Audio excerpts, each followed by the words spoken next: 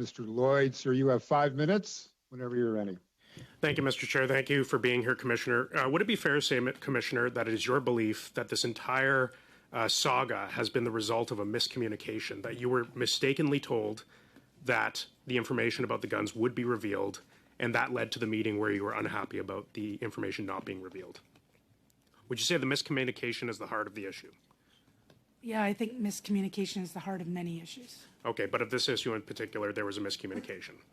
Now, in the meeting you had with Minister Blair, where you gave him the confirmation that the information about the firearms would be included, how many people were in attendance of that meeting? It wasn't a meeting. It was just a question, I think, from his chief of staff.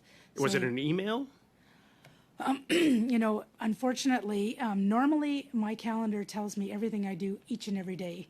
Unfortunately, I was by myself because COVID, everybody was working from home. But earlier you said that the minister asked if the guns would be included. You said that earlier. The minister's office. The minister's office. Who in the minister's office? It would be the chief of staff. So the chief of staff, not the minister, asked you if the guns would be included. At that point in time, I wasn't talking very often to the minister. It was more with his office. But the deputy minister earlier today said that you had a meeting with the minister during this time period. He was not in attendance at the meeting. Did you have a physical meeting or a teleconference call with the minister between April 23rd and April 28th?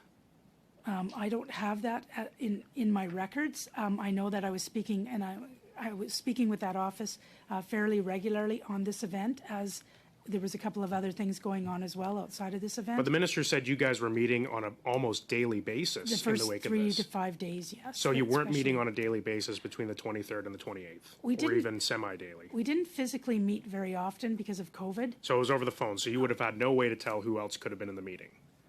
Yeah, absolutely. Were you aware of like departmental staff or political staff, or just... No, if any time I was talking to the minister, it could have been just him and his chief of staff. I had no way of knowing for sure.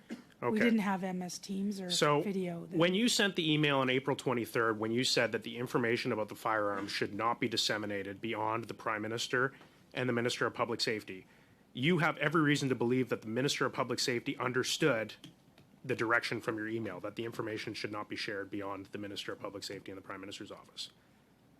You would have to ask him if he understood, but it was pretty clear, I think. So you can confirm that that information was relegated to the minister. The minister was told. So and the information was never released. So how would, like, that should have just ended the conversation right there. Why 5 days later were you being asked by the minister's office if this information would be included? If you had just told them 5 days before that this information should not be included because it will impact an active investigation, what changed? Like, how would it have been appropriate in any way for the minister or the minister's office to ask even the most benign question about, oh, is this information going to be included? What would make them believe that that was appropriate in any way, given your previous direction? It wasn't just about weapons. Questions were asked, when are the names of the deceased going to be But you were released? asked specifically about whether the guns would be included. You said that in your testimony. You were asked specifically about the guns. Yes. Appel au règlement, Monsieur le Président. Sorry? Stopping my time. Is there a point of order? Who has a point of order? C'est Greg Fergus. Yes, Mr. Fergus, go ahead. J'aimerais juste, selon... I'd like to just state that according to Section 18, we need to give witnesses the time to answer.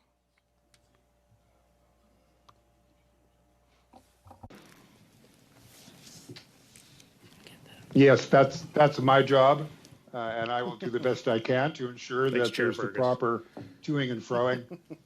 Back to you for an answer, Commissioner. I think I need the question repeated. Thank you.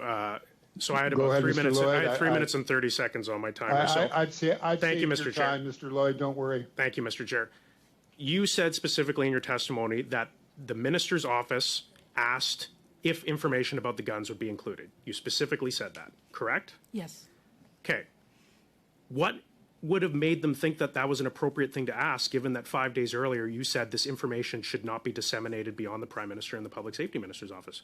Was there a meeting that you had in those previous 5 days where you said, actually, it's not a big deal if the information is released?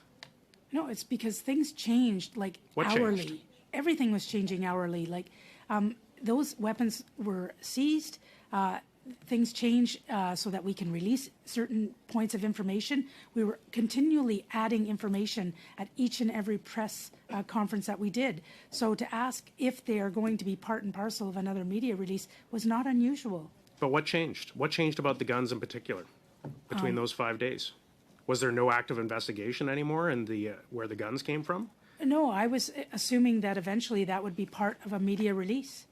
And so asking that question was not an unusual request, because I was given the information thinking that in a couple of days that would be part of a future media release, and I was simply giving them the heads up. Was there any discussions Thank about you. the upcoming? Thank you. We're out of time.